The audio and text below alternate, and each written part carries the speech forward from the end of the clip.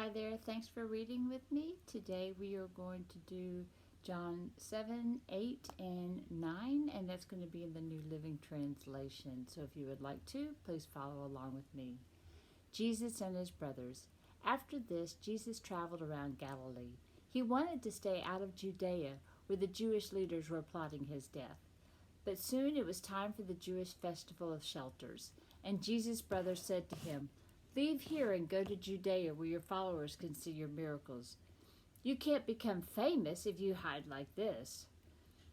If you can do such wonderful things, show yourself to the world." For even his brothers didn't believe in him. Jesus replied, "Now is not the right time for me to go, but you can go any time. The world can't hate you, and it does hate me because I accuse it of doing evil. You go on. I'm not going to this festival because my time has not yet come." After saying these things, Jesus remained in Galilee. Jesus took, excuse me, Jesus teaches openly at the temple. But after his brothers left for the festival, Jesus also went, though secretly, staying out of public view. The Jewish leaders tried to find him at the festival and kept asking if anyone had seen him. There was a lot of grumbling about him among the crowds. Some argued, "He's a good man," but others said, "He's nothing but a fraud who deceives the people." But no one had the courage to speak favorably about him in public, for they were afraid of getting in trouble with the Jewish leaders. Then midway through the festival, Jesus went up to the temple and began to teach. The people were surprised when they heard him. "How does he know so much when he hasn't been trained?" they asked. So Jesus told them, "My message is not my own. It comes from God who sent me. Anyone who wants to do the will of God will know whether my teaching is from God or is merely my own. Those who speak for themselves want glory only for themselves, but a person who seeks to honor the one who sent him speaks truth, not lies. Moses gave you the law, but none of you obeys it. In fact, you're trying to kill me." The crowd replied, "You're demon-possessed. Who's trying to kill you?" Jesus replied, "I did one miracle on the Sabbath, and you were amazed. But you work on the Sabbath too, when you obey Moses' law of circumcision. Actually, this tradition of circumcision began with the patriarchs, long before the law of Moses. For if the correct time for circumcising your son falls on the Sabbath, you go ahead and do it so as not to break the law of Moses. So why should you be angry with me for healing a man on the Sabbath?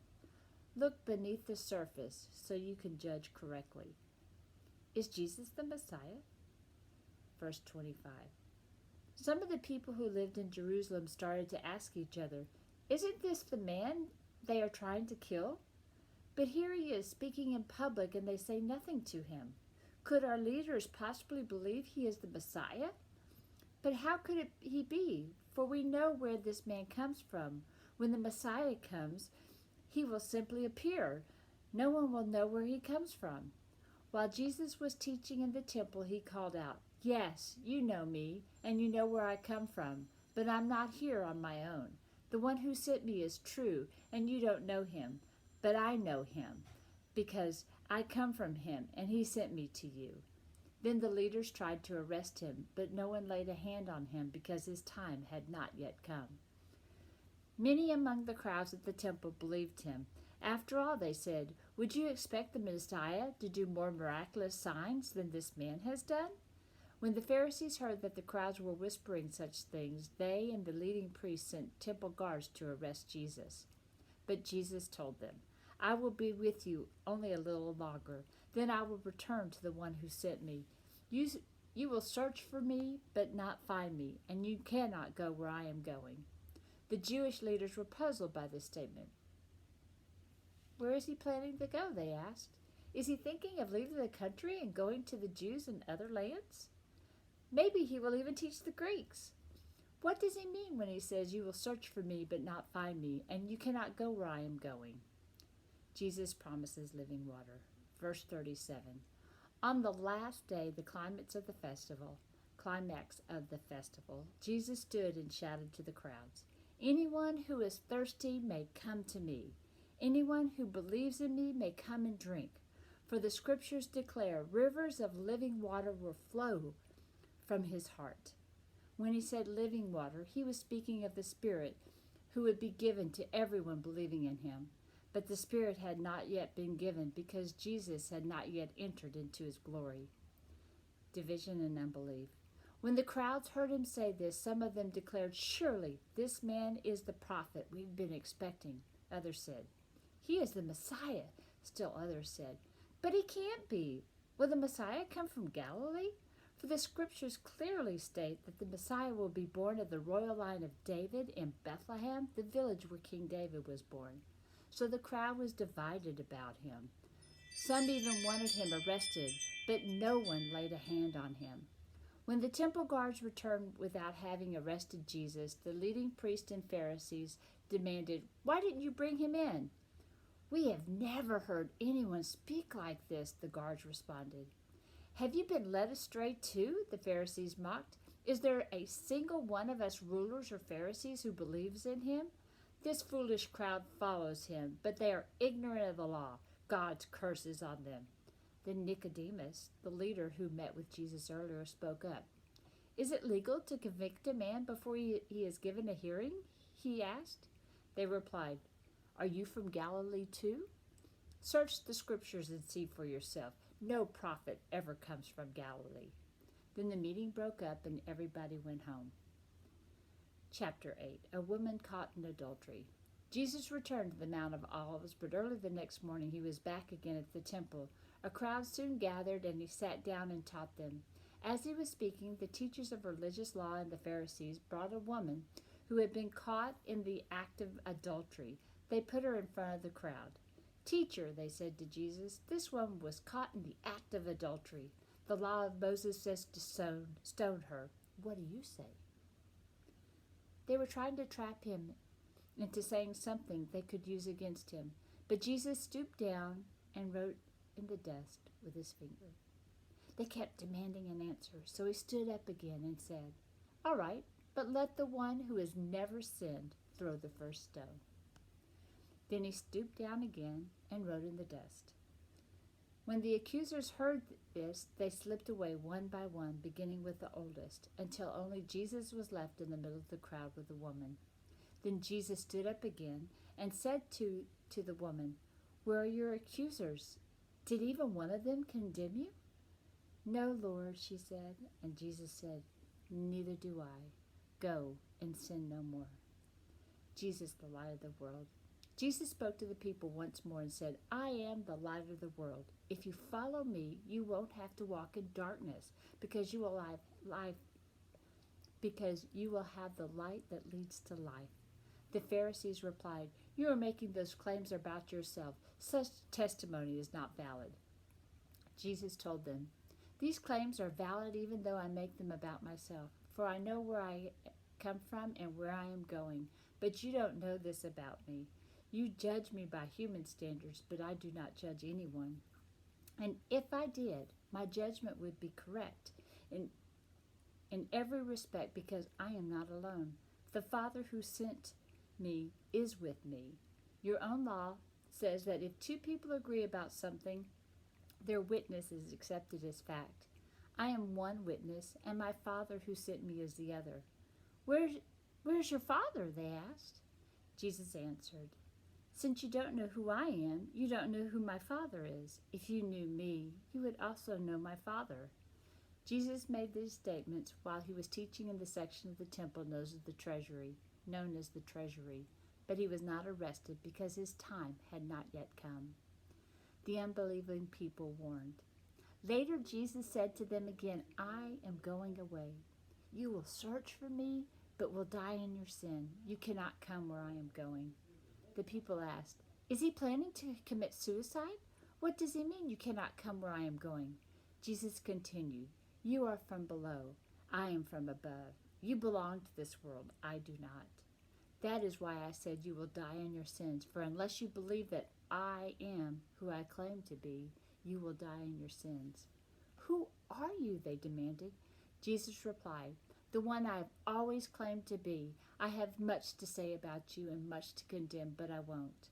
For I say only what I have heard from the one who sent me, and he is completely truthful." But they still didn't understand that he was talking about his Father.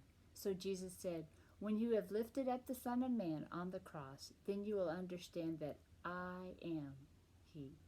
I do nothing on my own, but say only what the Father taught me. And the one who sent me is with me.